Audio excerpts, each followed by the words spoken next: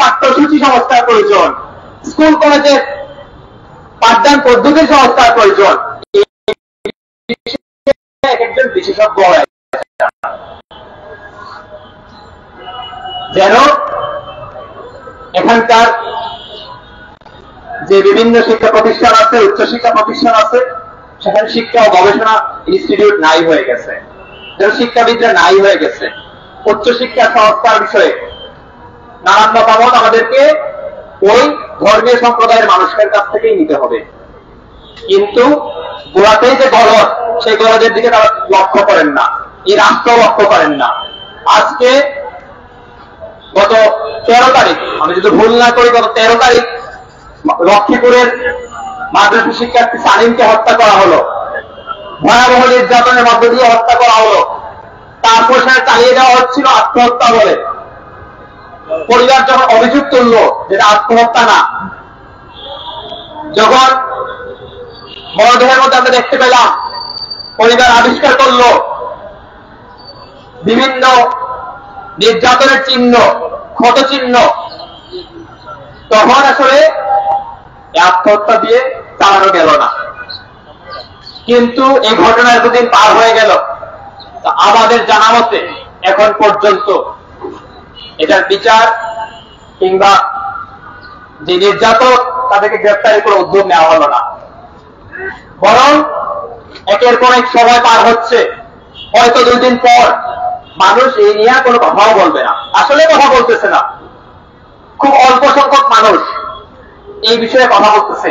সানিম একজন মানুষ, সানিম একজন শিশু, তাকে হত্যার বিরুদ্ধে খুব অল্প সংখ্যক মানুষ কথা বলছে। 2 দিন পর সেই জিনিসটা হয়তো ভুলে যাবে, তখন হয়তো অন্যান্য ঘটনার মতন, অন্যান্য নির্যাতনের মতন, অন্যান্য বলাৎকারের মতন এই ঘটনারও ধামাচাপা দেওয়া হয়ে যাবে। কিন্তু আমরা স্বরাষ্ট্র মন্ত্রণালয়ের উদ্দেশ্যে বলতে চাই, স্বরাষ্ট্র উপদেষ্টার মাধ্যমে বলতে চাই যে এই অন্তর্বর্তীকালীন সরকার বিগত সময়ের মতন এই মাদ্রাসা শিক্ষা প্রতিষ্ঠানগুলোকে আলাদা করে দেখতে হবে না।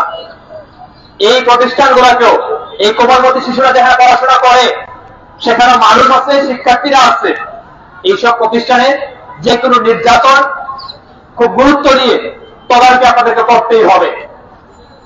এই তদারকির মাধ্যমে যদি আপনারা নিয়ে না আসেন, একের পর এক যে ঘটনাগুলো ঘটছে সেটার ফলে এটা বিশাল সংখ্যক জনগোষ্ঠী জীবন বিপন্ন হচ্ছে। আপনারা দ্রুততম সময়ের মধ্যে সানিম সহ সারা দেশে বিভিন্ন মাদ্রাসায় নির্যাতনের মাধ্যমে যে সকল শিক্ষার্থীদেরকে মৃত্যুর মুখে ঠেলে দেওয়া হচ্ছে, তাদের নির্যাতকদেরকে গ্রেফতার করুন। ভবিষ্যতে কোন মাদ্রাসায় যাতে শিশু নির্যাতন না হয়, ভবিষ্যতে কোন মাদ্রাসায় যাতে শিশু বলাৎকার না হয়, ভবিষ্যতে কোন মাদ্রাসায় যাতে এমন কোন ঘটনা না ঘটে যে ঘটনার ফলে শিশুরা এটা ভীতিকর পরিস্থিতির মধ্যে চলে যায়, সেই ঘটনা যাতে না ঘটে এর ব্যবস্থা আপনারা গ্রহণ করুন।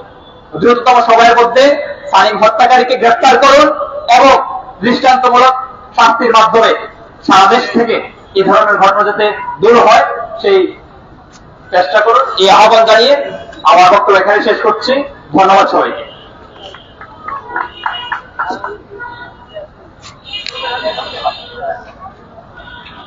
বন্ধুরা, এ পর্যায়ে আমি বক্তব্য রাখার জন্য আহ্বান করছি ছাত্রমন্ত্রী ঢাকার মহানগরের বেসরকারি বিশ্ববিদ্যালয়ের সংগঠক সাজেদুল আলম পায়েল।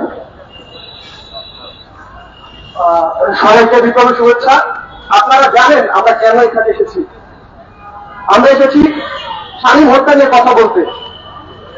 যে হত্যা একজন না, দিনে দিনে, বছরের পর বছর এক একটার পর এক একটা মাদ্রাসায় এইভাবে হত্যা হয়, বলাৎকার হয়, যা নিয়ে এই দেশ, রাষ্ট্র, সরকার সবাই উদাসীন। এ নিয়ে কারো কোনো কথা নাই, কারো কোনো মাথা ব্যথা নাই। যারা আমাদের ধর্মগুরু বা ধর্মকে কেন্দ্র করে রাজনীতি করে তাদের এই বিষয়ে কোনো আলাপ নেই। কেন নেই? কারণ এই বিষয়ে যদি তারা আলাপ করে হয়তো তাদের ভোট জন্য তারা এই বিষয়ে কোনো আলাপ করতে চায় না, আলাপ করতে আরো চায় না, কারণ তাদের অনেক লোকবল এর সাথে জড়িত। আমাদের বারবার বলা হয় যে কয়েকদিন আগে নারীরা তাদের অধিকার নিয়ে কথা বলতে গেল, সেটা ধর্মের সাথে সাংঘর্ষিক হয়। কিন্তু এই যে বলাৎকার হয়, নিপীড়ন হয় মাদ্রাসায়, এইটা কি ধর্মের সাথে সাংঘর্ষিক না? এটা নিয়ে আপনারা কি কিছু বলবেন না? নাকি আপনারা বলতে পারেন না? কারণ বলতে গেলে আপনাদের মনে হয় আপনাদের একটা বড় গোষ্ঠী, আপনাদের একটা ভোটের বড় অংশ এই জায়গা থেকে আসে, এই জন্য কি আপনারা বলতে পারেন না? আপনাদের কি লজ্জা হয় না যে আপনাদের চোখের সামনে এরকম কোমলমৃত শিশুগুলা মারা যাচ্ছে, হত্যা হচ্ছে, বলাৎকারের শিকার হচ্ছে, এরপর আপনারা নিশ্চুপ, মনে হচ্ছে দেশে কিছুই ঘটছে না? এইসব বিষয় নিয়ে আপনাদের কি চোখ খুলবে না? এই সরকারের কি চোখ খুলবে না? আমরা ভেবেছি জুলাইয়ের পরে হয়তো এই যে ইন্টারিম আমাদের জন্য কিছু একটা করবে। তারা করতেছে সংস্কার, কোথায় কোথায় এই সংস্কার? আমাদের মাদ্রাসার শিক্ষা ব্যবস্থার কোনো সংস্কার নেই, এদের নিয়ে কারোর কোনো মাথা ব্যথা নেই। এরা কি আমাদের সমাজের অংশ না, আমাদের দেশের অংশ না? এদের নিয়ে আপনাদেরকে আলাপ করা উচিত না? উচিত, কিন্তু আপনারা আলাপ করতে চাচ্ছেন না, কারণ আপনারা জানেন আপনারা তাদের ধর্মান্ধ বানিয়ে ধর্মের দোহাই দিয়ে রাজনীতি করবেন, এটাই তো আপনাদের কাজ, এছাড়া অন্য কাজ নেই।